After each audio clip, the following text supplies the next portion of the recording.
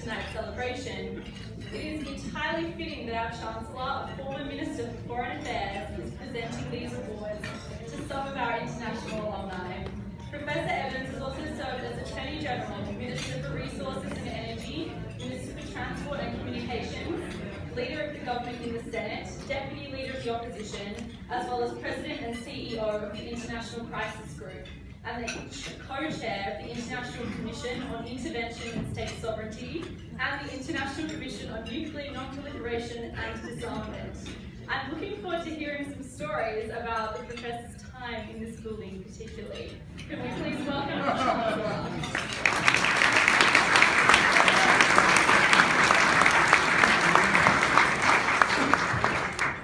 Well, thank you very much, Harriet. This is indeed a rather nostalgic occasion for me coming back to this building, which was, of course, the centre of Australian politics, political activity, the executive government activity for 60 years, from 1927 right through until 1988, and it was the building in which I cut my teeth as a young politician and as a young minister in the Hawke Keating government back in the late 70s and 80s. I have to say, looking around this room tonight, there were probably more, all the way down to the members' bar at that end, to the members' dining room here, the guest dining room there. There were probably more egos jostling, more conspiracies hatched, more treacheries planned in each corner of this room we're sitting in tonight than any similar piece of real estate in Australia. So by comparison, it's a very superior brand of clientele we have here this evening, and I'm delighted to have the opportunity to introduce to you two very superior people indeed. My task is to present two international awards we have this evening. About 25% of ANU alumni, around 25,000 people, live overseas, former international students, of course, but also former Australian students who are now living and working internationally. The Australian Alumnus of the Year Award, the International Alumnus of the Year Award for Policy Engagement, recognise the achievements of our graduates who are making a global impact. Whatever they're doing, whether it's diplomacy, whether it's business, whether it's public service, whether it's the non-profit sector, who are really making a difference in the way the region works, the way the world works. And there are two in particular that I have the honour of presenting tonight who have made really spectacular differences. And the first is our International Alumnus of the Year from Malaysia, who I'd like to invite now to the platform, Dr. Paul Chan.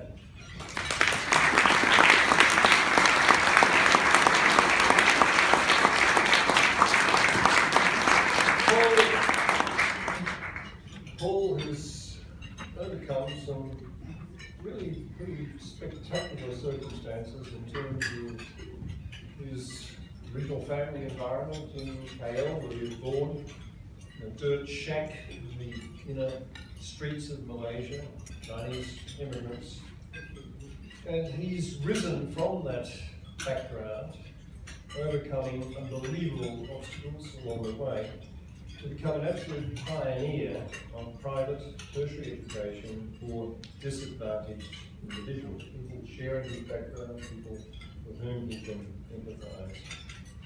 He developed, I hope, at least partly as a result of his experience as a PhD student at ANU, when he graduated in 1977, a real commitment to justice, to equality, to justice in education, opportunity in education, and driven by his desire to make that readily available, make education readily available to Malaysians, whatever their economic circumstances. Paul and his wife, who's here with us tonight, started HELP, Higher Education Learning and Philosophy Group, in 1986, and has subsequently developed that organisation into major tertiary education provider, Help University, which Paul is now Vice Chancellor and President. Help first started out with just 2 classrooms and 30 students in a KL back room offering BSc Economics External Program from the University of London. But what he was doing, because of his energy, commitment, dedication and sheer ability, transformed itself to the extent that leverage. So now his organisation, Campuses, that was created, has attained university college status in 2004, now has more than 12,000 students and 3 big campuses spread across Malaysia, and very, very highly regarded, one of the top private universities in the country.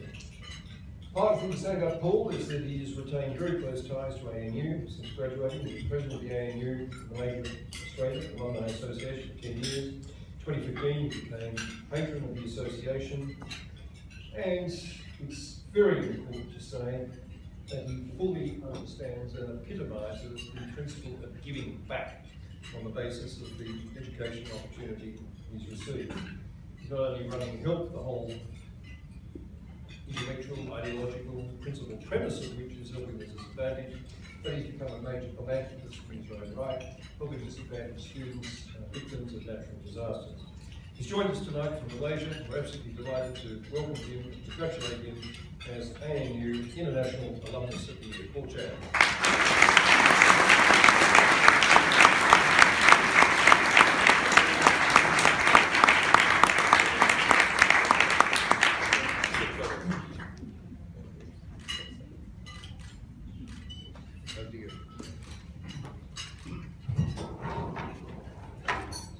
Chancellor, Vice Chancellor, ladies and gentlemen, I've prepared a great speech, but I've taken so much wine, I've forgotten it.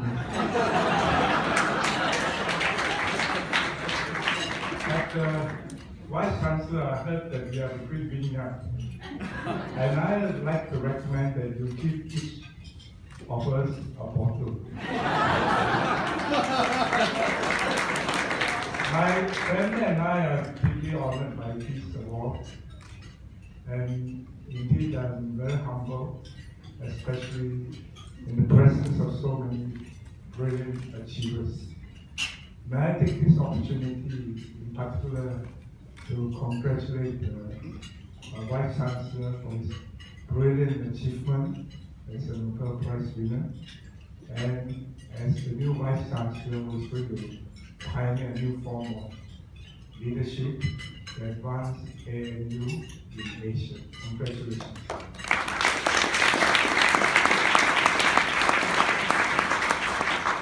About 45 years ago, my wife and I were in North America and Europe, and we were very inspired by what was happening then, the intoxicating spirit of liberal idealism, existentialism, and so on.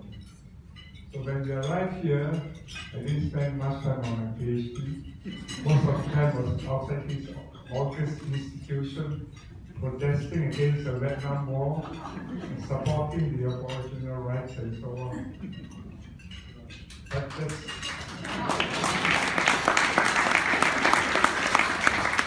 the world has changed so much, and we are now faced with dystopian societies and nihilistic practices.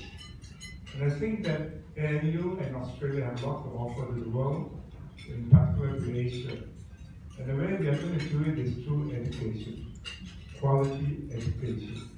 We must inhabit and occupy the minds of young people with quality education that focuses on virtues and the courage to think differently. After all, what is democracy but to protect the right of each other to differ and to disagree in the most decent manner.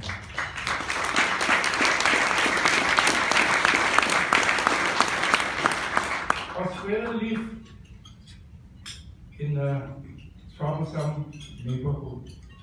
Asia has 3 billion people, 600 million middle income class. And ASEAN has 12 countries, with a population of 600 million and 200 million middle income class.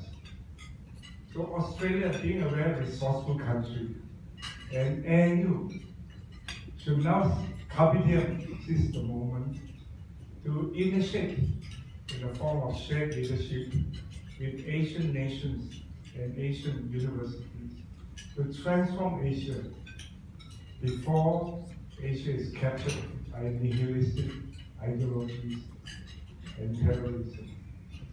I think this is the most important time in our history where we should not spend or misspend our creativity and scarce resources on wars and conflicts, but on education. I want to thank ANU for equipping me with the intellectual capability, enriching values, and life's purpose. So when I went home, my wife and I started help with $5,000. Academics never knew how to make money, so I only had about $5,000. 5 staff members, 30 students. And during these 30 years, we struggled a lot, and now we have about 12,000 students. We are recognized globally, and I'm proud to say that we have won a number of awards, including an award from Forbes magazine for the best performing private enterprise and private university below $1 billion.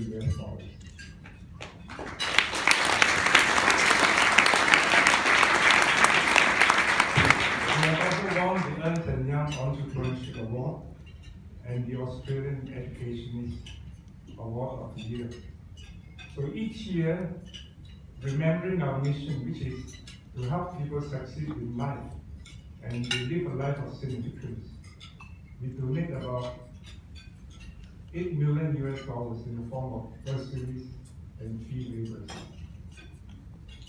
I'm mindful of my duty as an alumni member, and on September 17, we are going to have a marathon race in Kuala Lumpur, run for national unity, and we hope that we can raise some money to support students to study in ANU.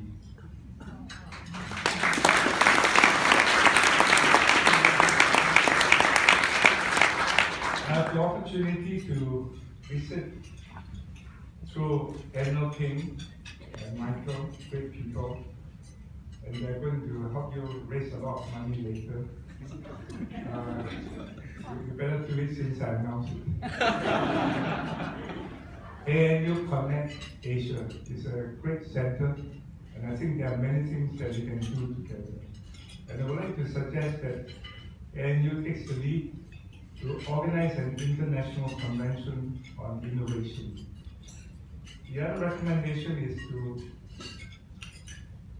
organize the Australian Asian Leadership Forum. I think the timing is perfect. Professor Smith, you are a Nobel Prize winner, and people will believe and follow you.